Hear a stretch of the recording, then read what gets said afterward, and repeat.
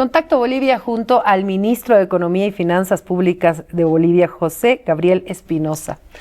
Tengo que confesar que en más de 10 años que tiene este edificio, es la primera vez que ingreso al despacho del ministro y al propio edificio. Ministro, gracias por aceptar esta entrevista. No, a ustedes, más bien las gracias.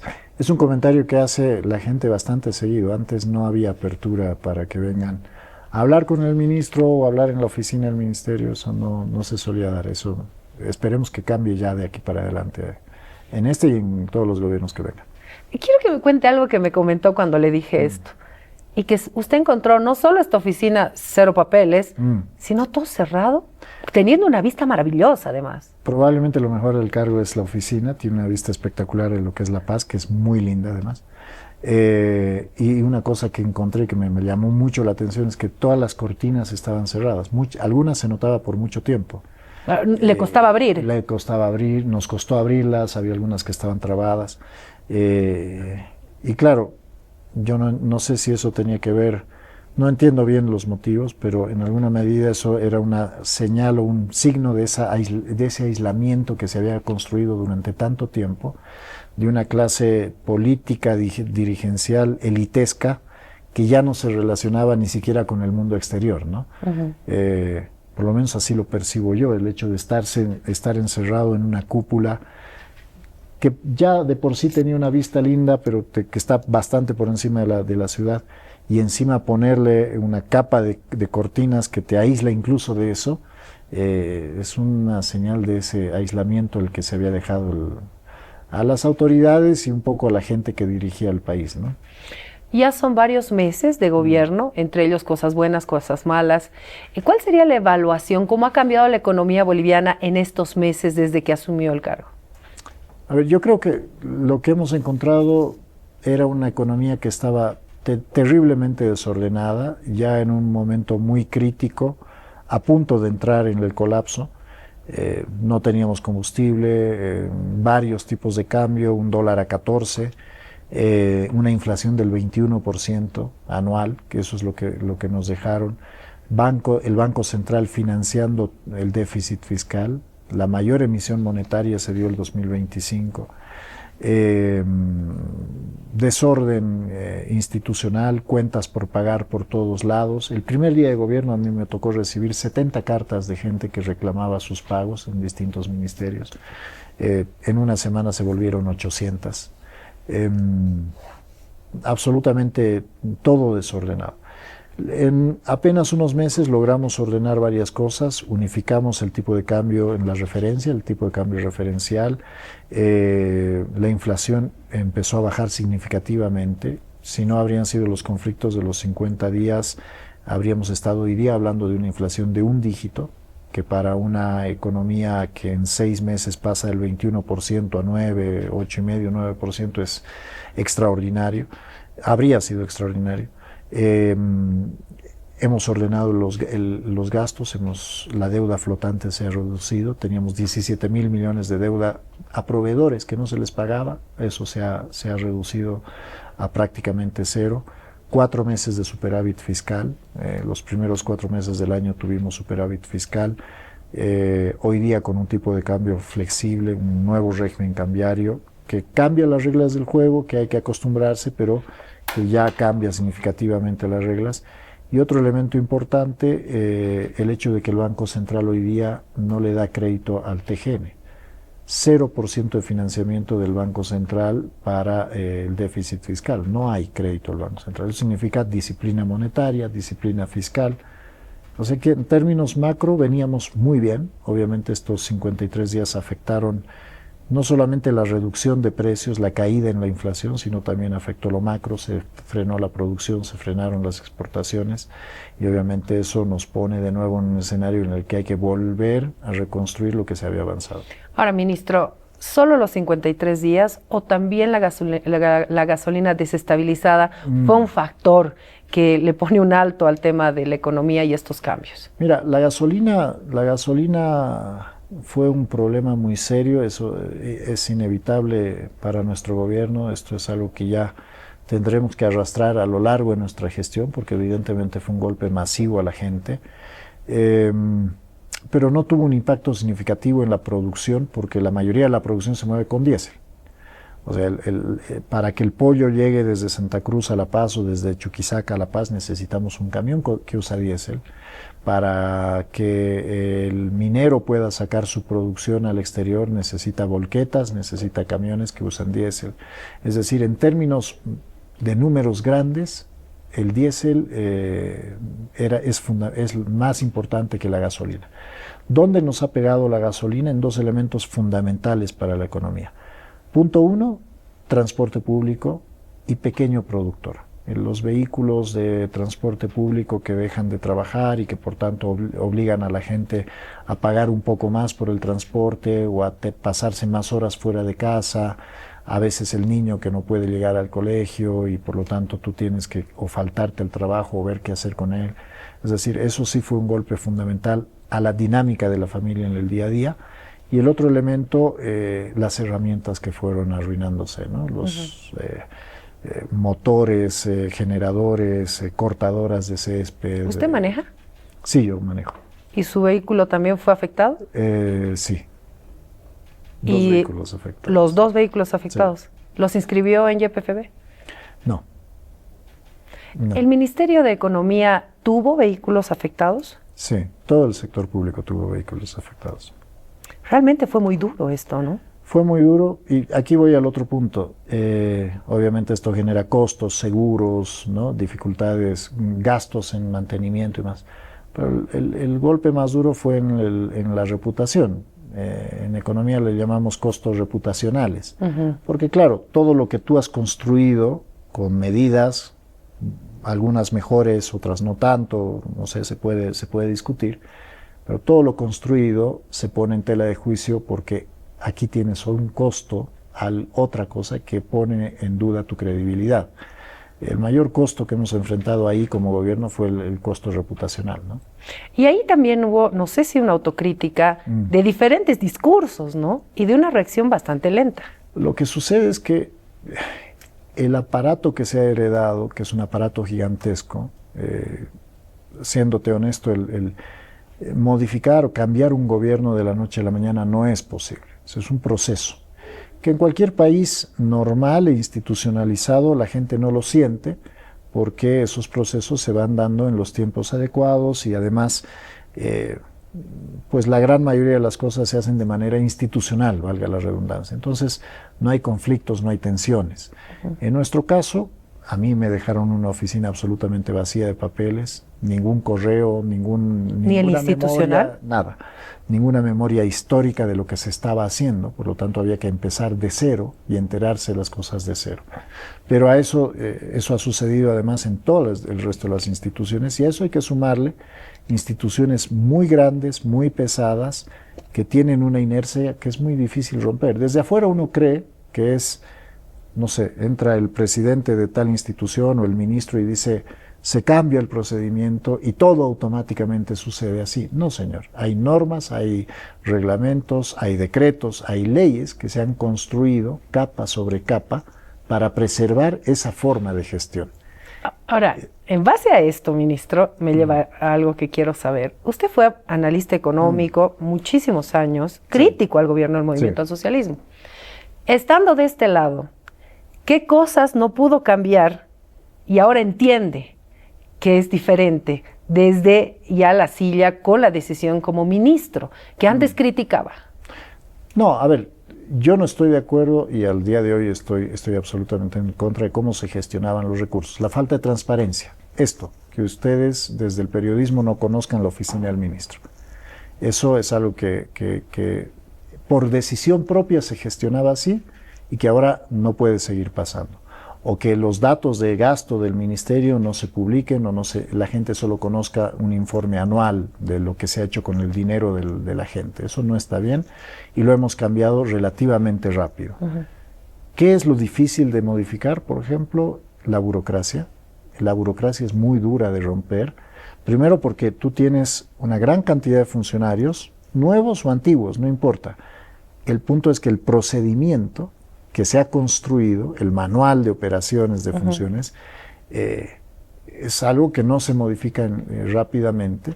¿Por qué? porque, de nuevo, hay capa sobre capa. Un manual de operaciones responde a una resolución del ministerio, la resolución responde a un decreto, el decreto responde a una ley. Ya. Entonces, nosotros podemos cambiar esto dentro de cierto margen, lo que nos corresponde al ministerio.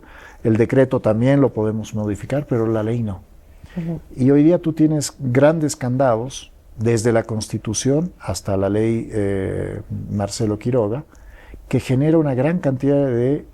Yo te diría, la ley Marcelo Quiroga parte del supuesto de que uno es culpable. Entonces, ¿cómo hace el funcionario público para protegerse partiendo de la presunción de que es culpable de algún hecho de corrupción o de cualquier cosa? Bueno, genera procesos que, primero, dividen la culpa entre muchos funcionarios, por lo tanto se crea mucha burocracia. Un trámite, en vez de pasar del punto A al punto B, pasa por 4 o 5 puntos intermedios. Y segundo, lo que hace es cubrirse con procedimientos para poder decir que ha resuelto cualquier posibilidad de culpa.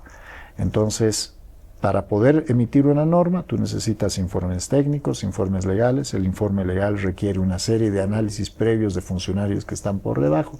Es decir, todo ese proceso de burocracia se tiene que romper, se está trabajando para romperlo, pero de nuevo está enquistado en la lógica propia de la construcción de un gobierno que ha sido amparado por leyes que también, ojo, en esa maraña de cosas abre espacio a la corrupción. Eso también es absolutamente claro. Desde afuera, desde la libertad de la opinión, uno dice, esto se puede hacer así, ¿no? Pero en la realidad y en la normativa, y también entendiendo que uno maneja recursos públicos, tiene que tener cuidado con qué hace con los recursos públicos, ¿no? Y esos procedimientos están ahí, en principio para proteger eso, pero también luego generan estos costos, ¿no? Y esa es la gran batalla que tenemos ahora. Ahora, tenemos a mucha gente experta en economía, que seguramente son amigos suyos, que muchas veces se han reunido para hablar sobre la economía del país, que hoy critican algunas acciones. ¿Usted los ha convocado? No hemos tenido todavía la oportunidad. Yo entiendo la crítica. De nuevo, desde la opinión, esto me lo dijo un amigo que es muy sabio, me dijo, la opinión es un espacio donde la libertad es muy amplia. Todos tenemos opiniones y todos podemos, hoy día, además con los medios, las redes y demás, uno puede expresar su opinión muy rápido y amplificarla muy rápido. La función pública tiene muchas restricciones, no es lo mismo. Entonces ya no estamos en el mismo plano, porque a mí me toca ser responsable con los recursos que nos toca manejar. No es mi dinero el que manejo el dinero de la gente, y obviamente eso genera responsabilidades, y por lo tanto no puedo hacer las cosas a libre albedrío. Hay que tener responsabilidades. ¿Pero quiere convocarlos? No, sí, está dentro de los planes. Estamos trabajando, estamos hablando con alcaldes, gobernadores, prensa, estamos hablando con organismos multilaterales, hemos empezado a hablar con universidades, tocará en algún momento con el sector de analistas, ¿no? ¿Qué piensa de Samuel Doria Medina, que es muy crítico a las decisiones económicas que se están tomando en el gobierno de Rodrigo Paz ahora? Yo en general no opino sobre las opiniones de las personas. Pero era una persona cercana a usted. No, yo colaboré con él en la primera parte de la campaña, nunca tuve una relación laboral con Samuel, nunca tenía una relación de dependencia o de ningún tipo con él. Y evidentemente, terminada la primera parte de la campaña, pues ahí se acabó la relación. ¿Pero había fe en su candidato, si estaba ahí? Mira, lo que tenía yo era un proyecto de gestión de economía que cuando se lo presenté a Samuel por un pedido de él, le pareció correcto, le pareció bueno y me pidió colaborar. Y en ese sentido, pues ahí estuvimos juntos en esa primera parte de la campaña. Y ya después, pues al final de esa campaña, ya esa colaboración terminó en eso, en una colaboración para la campaña. ¿Nunca fue esta colaboración con el gobierno de Rodrigo Paz, el ministro de Economía, como sabemos que fue Cintia Yáñez, también José Luis Lupo? No, porque así como tuve esta colaboración con Samuel, Con el presidente Paz nosotros tenemos una relación ya mucho anterior, y con él ya habíamos desarrollado varias cosas. Cuando Rodrigo me pide unirme al equipo, pues lo hace ya desde un conocimiento y una relación anterior. Entonces, en este sentido yo sí tengo con Rodrigo una relación de confianza, una relación de respeto, porque lo considero, para mí es una de las personas, de las pocas personas que ve el país en la magnitud que tiene este país, más allá de la ideología que uno pueda tener de izquierda o de derecha. Rodrigo entiende las percepciones de la gente de distintos niveles, por su vida, por lo que ha pasado en toda su vida y por lo que le ha tocado, los espacios que le ha tocado pasar. Él conoce lo que siente una persona del norte de La Paz, así como del altiplano, y también entiende a Santa Cruz y entiende el sur. Entonces, yo sí en Rodrigo reconozco un liderazgo político importante. Dentro de esta descripción de personas dije y hablé sobre el ministro Lupo. ¿Todavía ministro? Porque tengo entendido que él podría ser embajador de Bolivia ante la Organización de Estados Americanos. Se habla mucho de una posible renuncia, alejamiento como ministro de la presidencia. A ver, la prerrogativa para nombrar y destituir ministros está en el presidente. Mientras el presidente no nos anuncie eso, todos estamos en funciones.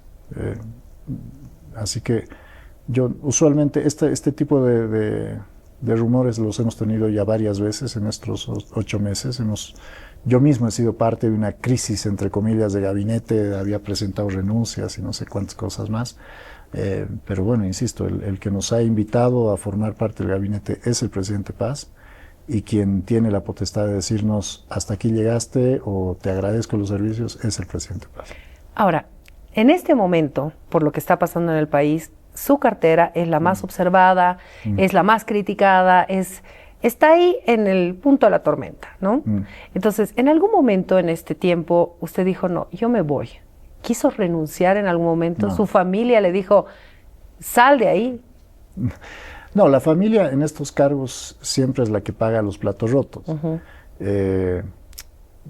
Tanto por un tema de ingresos, que todos estamos sacrificando ingresos, por lo tanto ahora la carga económica va al otro lado de la familia, como por el tiempo, que creo que es lo más duro. Nosotros salimos de casa temprano en la mañana y no sabemos a qué hora volvemos, hay un ritmo de trabajo bastante fuerte. Esto significa descuidar hijos, descuidar pareja, descuidar amigos, y obviamente si no tienes ese apoyo no lo podrías hacer. Ellos han sido conscientes de esto desde el día 1, el apoyo es incondicional, pero claro, hay días más duros que otros, hay días en los que uno está más cansado que otro. Pensar en algún momento en renunciar, no, jamás, porque este compromiso además se asumió pensando terminar una tarea, que es la tarea de la reconstrucción de la economía, las medidas que estamos implementando, los cambios estructurales. Si en algún momento, como te digo, si el presidente decidiera que quiere hacer un cambio de timón, pues en realidad la decisión está en él, no en uno, ¿no? Uno de los cambios que se han hecho en estas últimas semanas y que está sintiendo más la gente es el tipo de cambio. Esto, ¿cómo podríamos explicarlo a la gente que tiene 20 años pensando en un tipo de cambio estático? Mira, yo te diría, es que en realidad lo que hemos cambiado nosotros es el régimen cambiario que incluso venía de antes. Ya no hay bolsín en Bolivia. Hemos eliminado lo que se creó con el 21060 en el 85, que era un régimen que se basaba en intervenciones del Banco Central. Un Banco Central que compraba y vendía dólares al sistema financiero a través de una subasta en la que el Banco Central ponía el precio. De eso se agarró Luis Arce cuando era ministro para fijar el tipo de cambio a partir del 2011, de noviembre del 2011. Por lo tanto, el régimen era exactamente el mismo. El que gestionó Evo Morales y Luis Arce y el que se tenía antes era el mismo régimen, solo que uno dejaba que se moviera y el otro quería que esté fijo. Está claro que la intervención puede terminar mal, lo hemos visto, y nosotros hemos decidido avanzar hacia una modernidad que es el tipo de cambio flexible. El precio se determina en el mercado. Obviamente, siempre que hay un cambio de esta magnitud, 40 años de régimen cambiario lo hemos modificado, suele haber lo que en economía llamamos overshooting. O sea, hasta que la gente se acostumbre, suele subir el precio. En la mayoría de los casos, cuando se hace esto, y la literatura es amplia al respecto, el overshooting puede llegar a ser hasta del 25-30% en una semana. O sea, si empezaste con $1 a 10, podrías terminar en 13 o 14 en una semana. En Bolivia hemos demostrado yo te diría, una madurez económica y política, pero económica principalmente, porque llevamos casi 4 semanas de este nuevo régimen cambiario y el precio se ha movido en el rango de 10-12%, no más que eso. Entonces, claro, hay mucha gente que hoy día demanda que el Banco Central intervenga, ¿no? O que no tiene reservas y por eso el tipo de cambio está moviéndose. Señores, el mercado ahora define el tipo de cambio, que era lo que buscaba la gran mayoría de la gente. O sea, el Banco Central no hace absolutamente nada ahí. El Banco Central está ahí para intervenir como un actor más en el mercado cambiario, obviamente un actor que tiene peso, porque es el Banco Central, para comprar o vender en el caso de que la variación sea muy grande. Ya. Pero, de nuevo, en 4 semanas se han movido 10-12%. Cuando históricamente, cuando esto se intentó hacer en cualquier otro país de la región, hemos tenido variaciones de en una semana 25-30%. Entonces, es normal que esto suceda. Nosotros en economía no nos vamos a exaltar como lo que está pasando en muchos medios o en muchos espacios de análisis, porque en realidad estamos en un escenario absolutamente positivo. O sea, no le asusta. No me asusta porque además esto va a terminar estabilizándose en un rango de tipo 9,70-10, porque ese es el tipo de cambio que a la gente, a la economía en general, hemos visto claramente con los números y las cifras que tenemos, pues le funciona mejor. Porque en este momento está casi 11. Sí, pero tiene que ver de nuevo con este proceso de acostumbramiento, de entender cómo funcionan las cosas. Y segundo, con una acumulación de demanda de dólares por parte de los importadores, que estuvieron 50 días parados sin poder traer sus productos y que ahora para traerlos tienen que pagar. Y hasta que nos acostumbremos, ¿hasta cuánto va a subir? Es que no. Primero, la gente no debería estar pensando en el dólar día a día. O sea, yo le pregunto a usted o a la audiencia, ¿cuántas transacciones en dólares ha hecho hoy día? No, yo no tengo ni dólares, ministro, así que no. No, pero siendo honestos, independientemente del tipo de cambio, saquemos eso un momento del análisis. ¿Cuántas transacciones en dólares hace uno en el día? 0. En Bolivia no. 0. Salvo que se compre un terreno, una casa, un vehículo, que dicho sea de paso, si lo compra con crédito no necesita dólares, lo mismo con la casa o el terreno. En general, la vida de uno está en bolivianos. Por lo tanto, esta idea de que necesitas dólares para funcionar, en el día a día de la gente no. Esta idea de que el mercado está desequilibrado porque está subiendo. Cuando el mercado define el precio, es automáticamente un equilibrio. O sea, el análisis también tiene que salir de esta dinámica de 40 años y comprender el nuevo escenario, que es un proceso de aprendizaje también. Yo entiendo a muchos analistas que están con la mirada de hace 40 años atrás y hoy día están en un escenario completamente nuevo y por lo tanto hay una mala comprensión de lo que está pasando. Y segundo elemento, salimos de 50 días en los que todo se ha frenado y hoy día eso genera cuellos de botella. Muchos dólares que se demandan por los importadores, pocos dólares que han llegado de las exportaciones porque se frenaron. Pero todo eso se está estabilizando.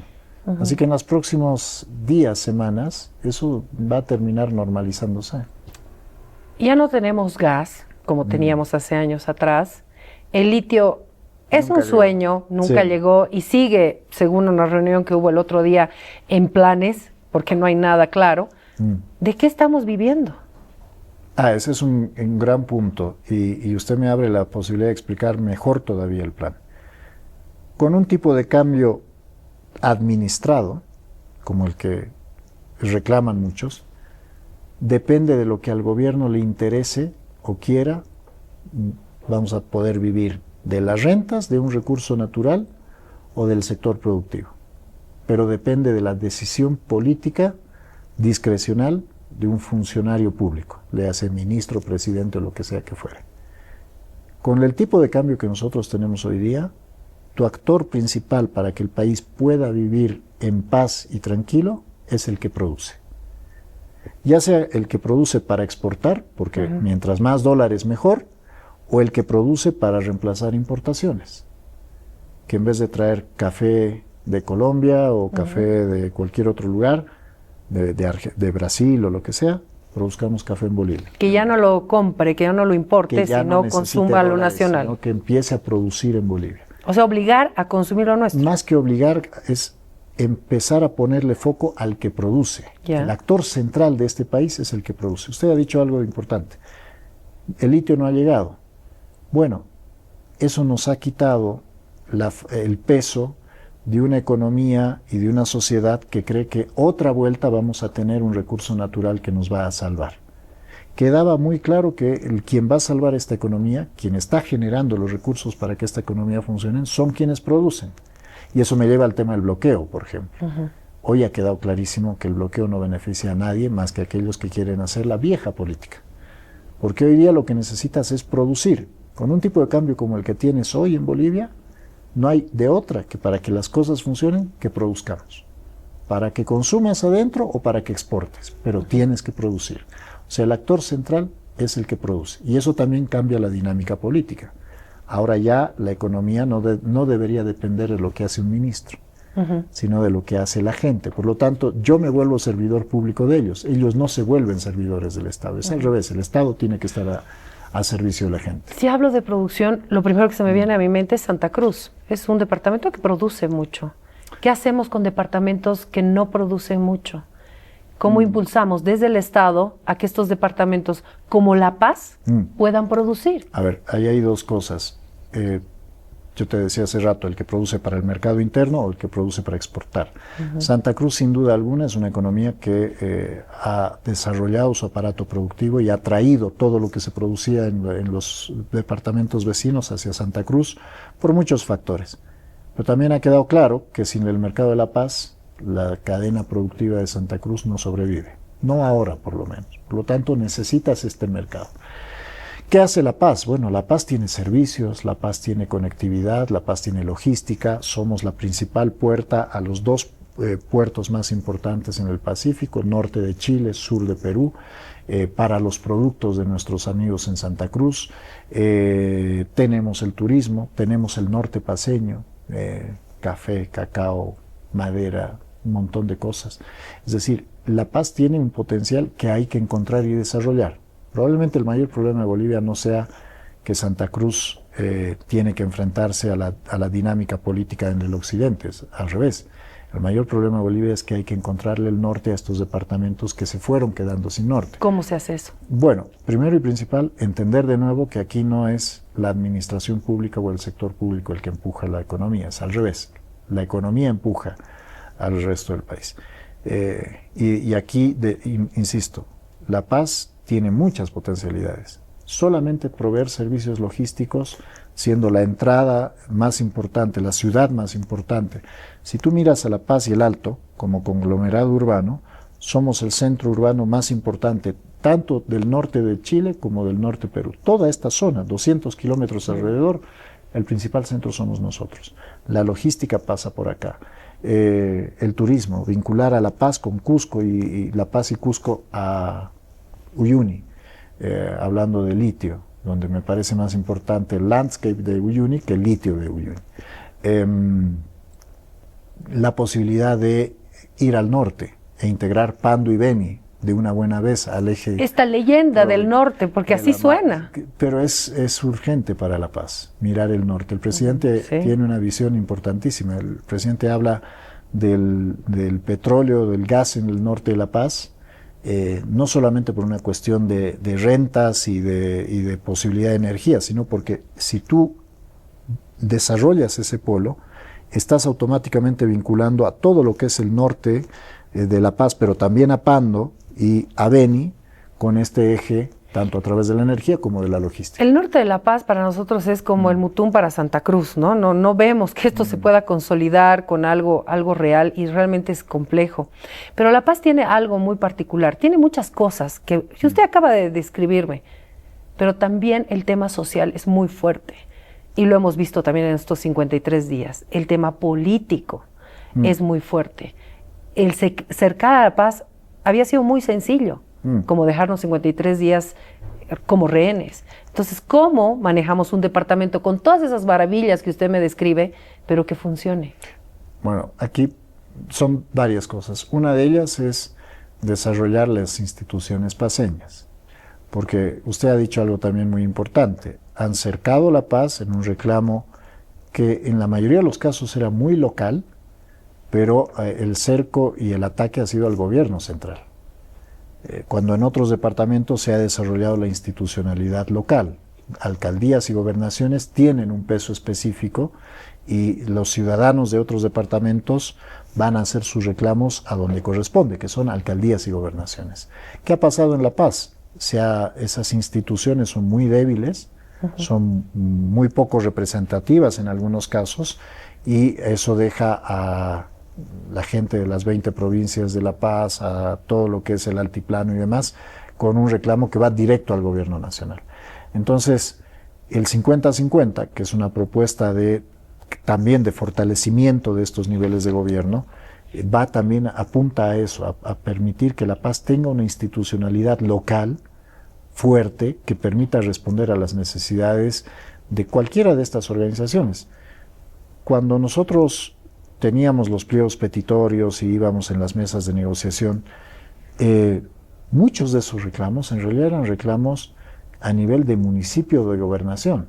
Faltaban puentes, faltaba acceso a agua, a alcantarillado, servicios básicos, que no son tuiciones del gobierno central, pero que claro, ante la debilidad de estos niveles de gobierno, se va directo al gobierno central. Entonces, 50-50 tiene que ver con esto, con el desarrollo de capacidades, no solamente recursos, capacidades y fortalezas y libertades presupuestarias para que estos gobiernos nacionales de verdad empiecen a responder a lo que la gente necesita.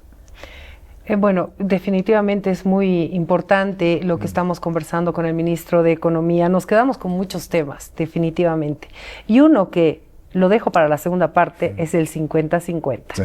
Porque este es un tema que se lo va a empezar a tratar ya desde el 5 de agosto, entiendo, con los gobernadores, y será fundamental porque todos están viendo esto como una salvación para gobernaciones y alcaldías. Lo voy a dejar ahí. Ministro, de verdad... Permíteme robarte un minuto ahí. A ver, por favor. Hay que entender el 50-50. Primero, no es solo una distribución de recursos, es una distribución de libertades, de capacidades, de competencias. También hay que discutir las obligaciones, las deudas, porque el mayor problema hoy día fiscal no está en el gobierno central, está en alcaldías y gobernaciones. Pero algo importante, el 50-50 no es para salvar a un gobernador o a un alcalde. El 50-50 es redefinir la relación entre gobierno central y gobiernos subnacionales para que el principal beneficiario sea el ciudadano. Para que los servicios que necesita y que de verdad anda buscando le lleguen al ciudadano de la mejor manera posible. Entonces, cuidado con que pensemos que esto va a salvar la gestión de un alcalde o de un gobernador. La idea es que esta relación, que sea más homogénea, más coherente, más amistosa, beneficie al ciudadano, no a la clase política. Porque si no estamos cambiando de actor, pasamos del centralismo donde la figura del caudillo es la que aparece en todas las obras, a otra figura de caudillo local. Pero igual seguimos en el problema de que los recursos no le llegan a la gente. No, el 50-50 es para la gente. Planteado entonces el tema que seguramente lo van a tratar con los gobernadores y los alcaldes. Gracias, ministro, por haber estado con nosotros en Contacto Bolivia y por permitirnos esta entrevista. A ti, Priscila. Gracias. Contacto Bolivia, para que usted esté bien informado.